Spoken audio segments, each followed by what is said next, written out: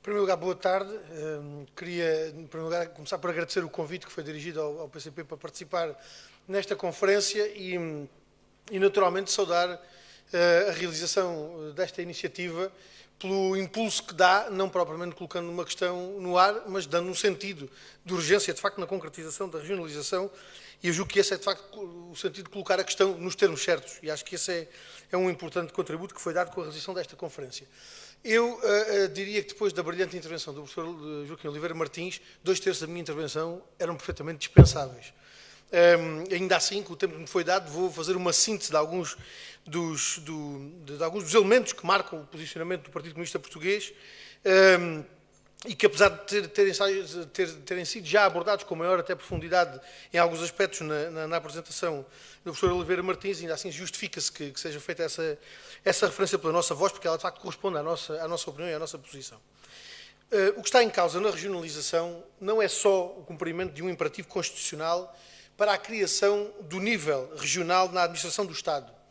É também a criação de um instrumento de combate às desigualdades e assimetrias regionais e de desenvolvimento equilibrado e harmonioso do país, e ainda uma possibilidade de aprofundamento da democracia com a participação e o controle pelas populações das decisões políticas que a elas se dirigem.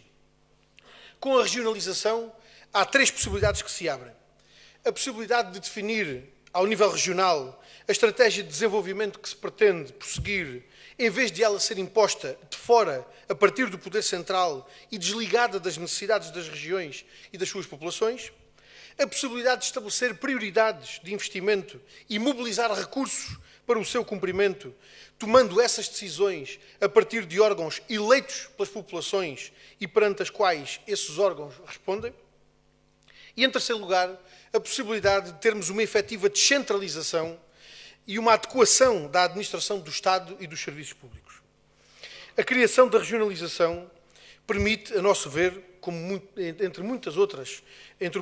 elementos que podiam ser referidos, permite o planeamento e execução de medidas dirigidas às necessidades das populações e ao desenvolvimento regional em matérias tão relevantes como a elaboração e execução de planos de desenvolvimento económico de curto e médio prazo, o apoio às atividades produtivas, a definição de prioridades de investimento em vias de comunicação ou equipamentos sociais, sejam lares, creches, equipamentos de apoio a pessoas com deficiência ou outros, o ordenamento do território e conservação da natureza e de recursos hídricos, a promoção de cultura física e do desporto, a valorização da cultura e do património. E permitam-me fazer aqui um parênteses alentejano. Num território tão desertificado quanto o território do Alentejo, em que as populações vivem tão isoladas, com uma população tão envelhecida, com necessidades tão acentuadas como aquelas que se verificam, onde a imigração tem o peso não apenas de ver partir os mais novos, aqueles que estão particularmente em idade produtiva, mas de verem quebrar-se laços e redes sociais e familiares de apoio aos mais idosos, num território como o do Alentejo. Isso coloca exigências específicas e acrescidas, por exemplo, à resposta que é dada pelos serviços de saúde. Numa zona de concentração de população, a exigência e a organização dos meios dos serviços de saúde não pode ser idêntica àquela que acontece num território como o do Alentejo. Ao nível regional é possível encontrar soluções, não apenas de garantir que os serviços se organizem de forma a dar resposta a essas necessidades, mas já agora também que se organizem de forma a dar confiança aos mais jovens para que lá fiquem ou para que venham de outras regiões para o interior do país, também em função dessa resposta qualificada que pode ser dada a partir de uma outra organização dos próprios serviços públicos. O objetivo da regionalização implica, a nosso ver, a consideração de 3 elementos essenciais de uma política descentralizadora. Primeiro, dar coerência a uma clara delimitação de atribuições e competências entre os vários níveis da administração, central, regional e local. Não adiantarei mais nada do que aquilo que já foi belíssimamente dito pelo professor Oliveira Martins. Em segundo lugar, criar condições para uma política de desenvolvimento regional com a ativa participação das autarquias e dos agentes económicos e sociais. Em terceiro lugar, garantir a defesa da autonomia do poder local.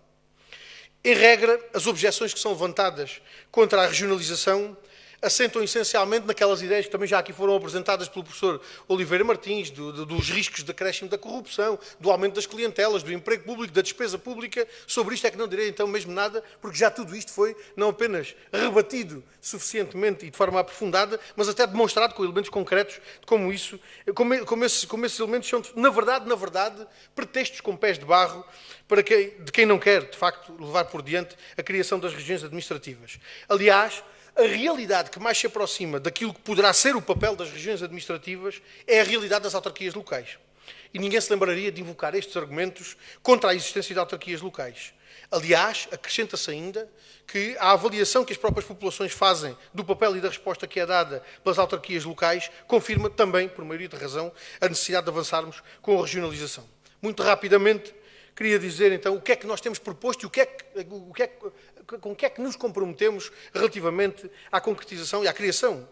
em concreto, das regiões administrativas. Aquilo que temos defendido nas propostas que temos levado à discussão na Assembleia e votação na Assembleia da República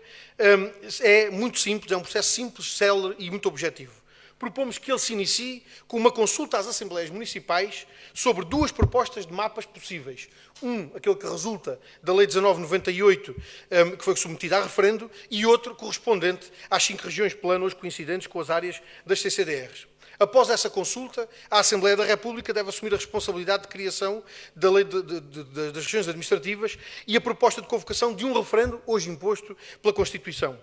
Desencadeando o processo já no início de 2022 e cumprindo todos esses passos, parece-nos que o calendário que propomos aponta a possibilidade de se concluir todo o processo com a criação em concreto das regiões administrativas no final de 2023, com a eleição dos respectivos órgãos. Para terminar, resta dizer que no discurso político geral parece que estamos todos de acordo quanto à necessidade da regionalização, sobretudo em tempo de campanha eleitoral. A verdade é que ela até hoje não avançou e, neste caso, o diabo não está só nos detalhes ou nas diferenças de opinião quanto ao tempo e ao modo de a concretizar.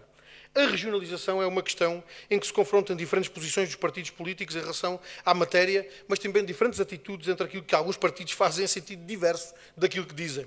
Adiar por mais 4 anos a regionalização em nome do estudo do processo é contrário ao empenho no objetivo. Atribuir às CCDRs responsabilidades de concretização das decisões e das políticas tomadas pelo Governo Central, mantendo-as até sob tutela do Governo, é trocar a regionalização por formas mais dissimuladas de centralismo. Recusar a eleição direta dos órgãos das regiões significa recusar às populações a possibilidade de participarem nas decisões das quais vai depender o seu futuro e o futuro das suas regiões. E arriscava-me até a dizer outra coisa. Transferir competências para as autarquias, como está hoje a ser feito, pode ser o pior contributo que se dá para que haja, de facto, um ambiente geral de acordo com a regionalização. Porque transferir para as autarquias a responsabilidade de executarem as decisões que são tomadas pelo Governo Central, ainda por cima sem os recursos sequer necessários para que esse cumprimento das decisões do Poder Central sejam tomadas de forma adequada, só vai gerar nas populações, naturalmente, maior descontentamento e não é esse o quadro em que, naturalmente, a concretização da regionalização pode ser desejavelmente